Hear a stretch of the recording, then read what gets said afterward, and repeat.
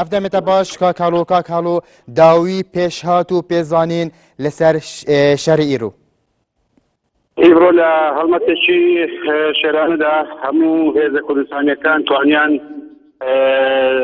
شاری شنگال ئازاد بکەنەوە بگەڕنەوە باوەشی نیشتیمان و بگەڕنەوە بۆ خاوەنی شنگال و سەرکەوتنێکی گەورە بوو، سەرکەوتنێکی بە کەمترین زیان و دوژمن دا شنگال و دەوروپشتی شنگال پێکشخا کامە بەڕاستی مژدەیەکی زۆر خۆشە بۆ مرۆڤایەتی بۆ گەلەکەمان بۆ هەموو ئەو کەسانەی کە دڵسۆزی شنگالن و لە هەر جێگایەکن خەمی شنگالە خۆن کامە پیرۆزبایی لە هەموو لایەکەین. بەڵێ کاک هەڵۆ شنگال بە تەمامی هاتیە کۆنتڕۆڵکردن یانجی هێز شەڕ و هەفتادان بەردەوامە؟ ئازادکردن تەواوی شنگال هاتە ڕزگارکردن. کەواتە نەشرن بەریان هات ئاماژە پێکی کرد و سالیوە شنگال هاتیە کۆنتڕۆڵکردن. ئایا گرنگیا و استراتیژیەتە vê سالیوە چدایە؟ دایدۆی شنگال نقطەیەکی مهم و ئێستا تەواوی شنگال هاتە ڕزگارکردن. بەڵێ دەربارەی پیشکردن و هەلگرتنە عوبێن ناسف و تێنتیان ئایا تیمن ئەندازیاری گەشتینە کار دەکەن؟ بەتەئکید ئەوە کارێکە کە دەبێت هەموو تیمەکان دەستبەکار بن لەبەر ئەوەی شنگال زۆر وێران بووە شنگال بۆی زۆر پیایەوە شنگال پێویستی دەفاکردنەوە ئاودانکردنەوەیە. بەڵێ کاک هەڵۆ دەربارەی زەرەر و زیانن پێشمەرگە هێزن پێشمەرگە ئایا شەهید و بریندار هەنە؟ لە میحوەری ئێمە نەخێز کورد هەموو پێشمەرگە سەلامەتە. ئایا پشتی کۆ شنگال هاتیە کۆنتڕۆڵکردن وەکوتە ئاماژە پێکردی ئایا پلانە پشتی کۆنتڕۆڵکردنە چییە؟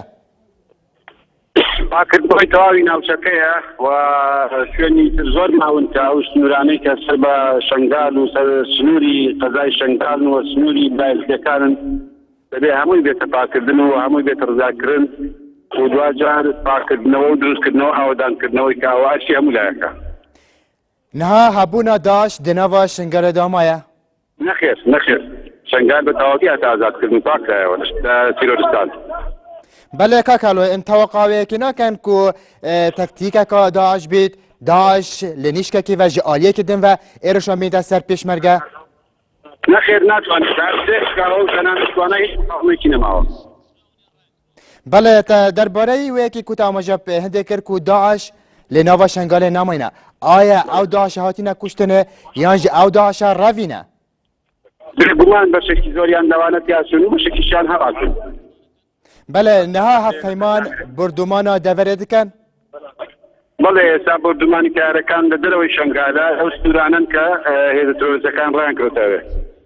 بەڵێ دەربارەی هەفبەندی و هەماهەنگی شەڕی شنگالەدا ئایا ئێرۆ هەفبەندی و هەماهەنگیت ناوبەرە پێشمەرگە و هێزن دنێن کوردی دەهابوو؟ بەڵێ هەموو هێزەکان بەعچی خۆیان هەستان و هەموو هێزە کوردستانیەکان ڕۆڵێکی جوامێرانیان بینی. وەکو تو فەرماندەیەک نەها چ پلانێک هەیە؟ بەڵێ کاک هەڵۆ پلانە هەوا نەها چییە؟ نەها دێشاریکان دێ بەڕەڤانیەکان یانجی دێ پێشڕەوێن زیاترکان؟ بەتاکی تا ڕزگارکردنی تەواوی سنوورەکە هێزی پێشمەرگە و هەموو هێزانێک کە لە پێناوی ڕزگارکردنی شنگال و سنووری شنگالە دەجەنگن بەردەوامە بن. بەڵێ کاک هەڵۆ نەها ئاختنەک تێدا گوتێنن و نەها پێشمەرگە دناوە شنگالێدا هاتون و چونێت کەتن و تەقێن خوشێتکەن ئایا ئەڤە زەرەر ناگەهینتە مەترسینینە لەسەر پێشمەرگەی؟ نا شتێکی زۆر کەماوە پێشمەرگەکان لە دوایی هیمەتێکی زۆر کە گەشتنتە سەرکەوتن عادەتەن لە سەرکەوتنا تاپڵی سەرکەوتن لە ئێرە و تەقی خۆشێخلێت بەڵام ئەوە شتێکی تەبیعی و شتێکی کەمە کە هیوادارین پێشمەرگەکان کۆنتڕۆڵی خۆیان بکەن ئەوە نەکەن. بەڵێ کاک هەڵۆ بەریان نەها ئەمریکا ڕاگەان بوو و ئەف ئۆپراسیۆنە دێزیاتر ژە هەفتەیەکێ دەست پێکەتن چما ئەف ئۆپراسیۆنە دەهەیەمە ڕۆژ و نیڤەکێدا داوی هات؟ دیارە ئەوە هیمەتی پێشمەرگە زۆر زیاتر بوو لەو تەوەقوعی کە ئاکراوە هیمەتی هێزەکان هیمەتێکی گورجوگۆڵانە بوو توانرا لە کەمترین ماوە ڕزگار کرد. بەڵێ کاک هەڵۆ بۆچی ڕۆڵی هێزە هاوپەیمانەکانیش لە بەردومان ڕۆڵێکی ئەساسی بوو. بەڵێ کاک هەڵۆ بۆچی داعش بەرگری نەکرد؟ بەڵێ بۆچی داعش بەرگری نەکرد؟